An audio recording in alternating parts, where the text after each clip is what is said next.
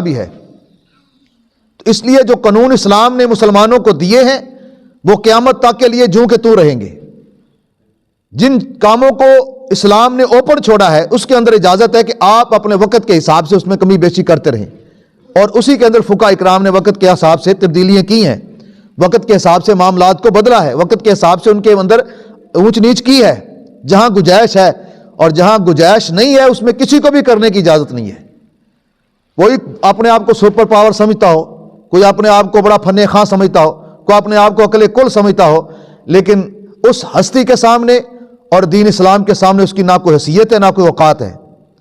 ہم اسی پر چلیں گے جس پر ہمارے اللہ اور ہمارے اللہ کے رسول نے ہمیں چلایا ہے اور جس کا ہمیں انہوں نے بتایا ہے۔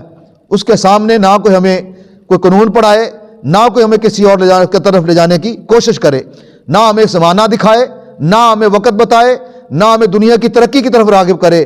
سب سے بڑی ترقی وہ جو آقا علیہ الصلوۃ والسلام اپنی امت کو دے گئے ہیں، اسی پہ چلتے رہیں گے تو کامیابی ہے، اسی سے ہٹیں گے تو ناکامی ہے۔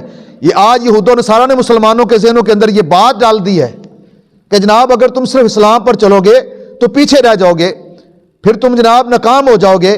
اور اسی کے بارے میں آج ہماری جو درسی کتب ہیں ان کے اندر بھی یہ معاملے لکھے جاتے ہیں۔ اگلے دن ایک کتاب بچے نے دکھائی کہ جناب ترقی کے راستے میں رکاوٹیں، معاشی ترقی کے معاملے میں رکاوٹیں کون سی ہیں؟ سب سے پہلے انہوں نے اسلام کے اوپر پردہ کیا کہ سب سے پہلے مذہب ہے، یعنی جو بندہ اپنے مذہب کے پیچھے چلتا ہے اور کہتا ہے نہیں مذہب ہی سب کچھ ہے، وہ ترقی نہیں کر سکتا۔